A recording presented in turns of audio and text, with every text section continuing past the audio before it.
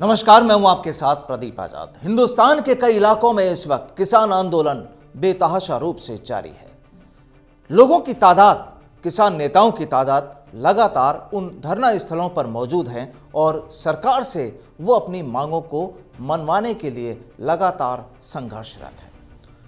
इसी किसान आंदोलन के बीच अगर हम बात करें राजस्थान की, तो राजस्थान के दक्षिणी पूर्व इलाके से एक शख्स और सामने आता है। दरअसल इस पूरे घटनाक्रम में जो आंदोलन जो किसानों का जो चल रहा है, यहां पर दरअसल दो चेहरे सामने आते हैं। हनुमान बेनीवाल का, जो रालोपा के सांसद हैं, और एक चेहरा और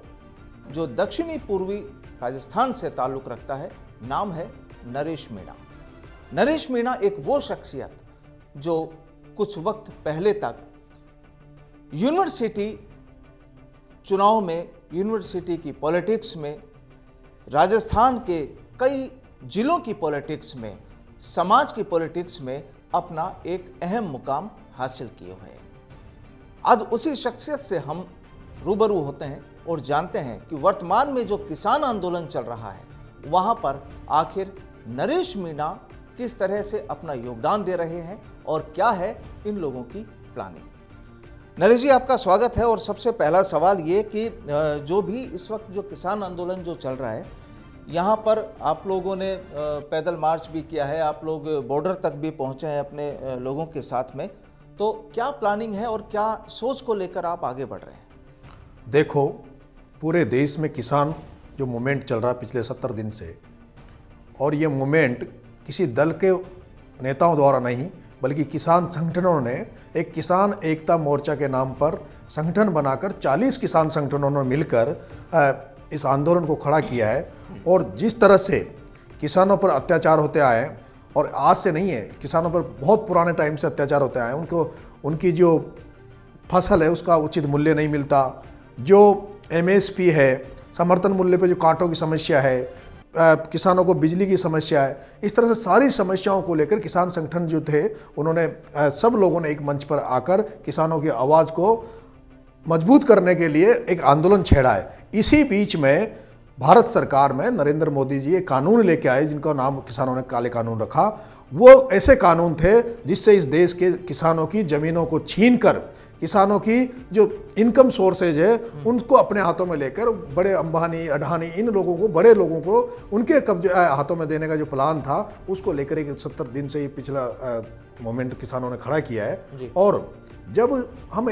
खुद हमें लोग खेती बाड़ी से जुड़े हुए हैं, लोग हम किसानियत हमारे अंदर है, तो हमने भी ये लग रहा है कि भाई हम भी राजस्थान में इस मूवमेंट को मजबूत करें। और इसकी शुरुआत हमने जब पहली बार 26 जनवरी को जो सारे किसान संगठन ने जो कॉल दिया कि भाई हम लोग दिल्ली में किसान परेड करेंगे, गणतंत्र दिवस के दिन किसानों की भी एक परेड, ट्रैक्टर परेड जो करेंगे। हाँ जी, बिल्कुल, ट्रैक्टर परेड जो दिल्ली में होगी, उसमें हम हमारे साथियों के साथ वहाँ दिल्ली भी पहुँचे। और उसके बाद जब एक दिन ऐसा आया कि जो हमारे किसान नेता थे राकेश टिकैत जी, जो गाजीपुर बॉर्डर पे मोर्चा संभाले हुए थे अपने किसान नेताओं के साथ, उनको दबाने के लिए जो सरकार है, उत्तर प्रदेश की सरकार और भारतीय जनता पार्टी की जो केंद्र की सरकार है, उन्होंने लाठी और गोली की दम पर उनको वहाँ से हटाने का प्रयास किया। उनके साथ षड्यंत्र रचे गए। ऐसे में जो उनका जो भावनात्मक और इमोशनल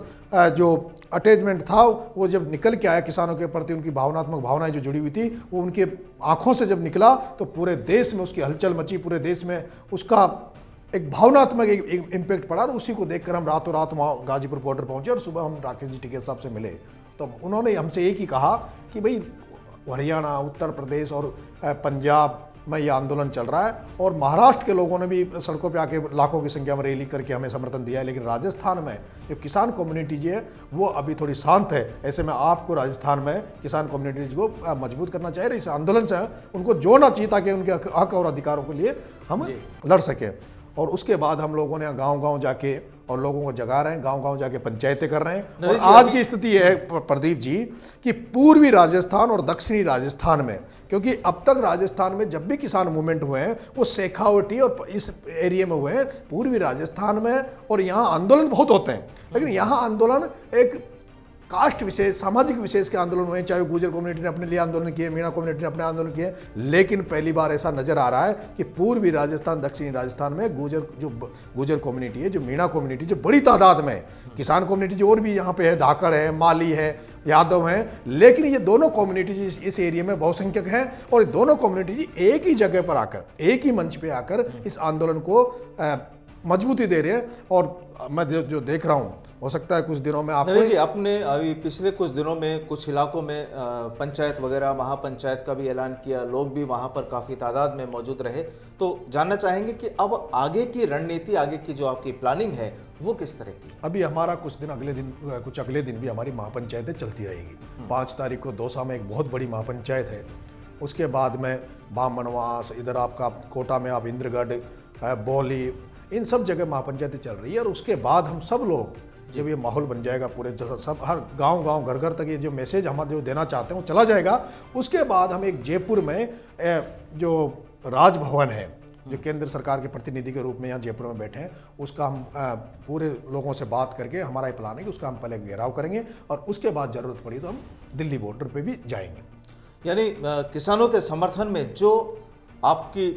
जो संगठन है या आपके जो युवा टीम है और दक्षिणी पूर्वी इलाकों के राजस्थान के जितने भी लोग हैं, जो युवा हैं, जो किसानों के साथ हैं, वो जाहिर सी बात है कि संघर्ष उनका लगातार जारी रहेगा, यही कहना चाहते हैं। बिल्कुल बिल्कुल, जब तक हमें जीत नहीं मिल जाती, जब तक काले कानून वापस नहीं हो जाते, जब तक एमएसपी का गारंटी का कानून नहीं बन जाता, तब तक ये आंदोलन शांत नहीं होगा। और मुझे ऐसा लगता है कि ये आंदोलन ऐसा होगा जो देश में अब तक का कोई आंदोलन नहीं हुआ होगा।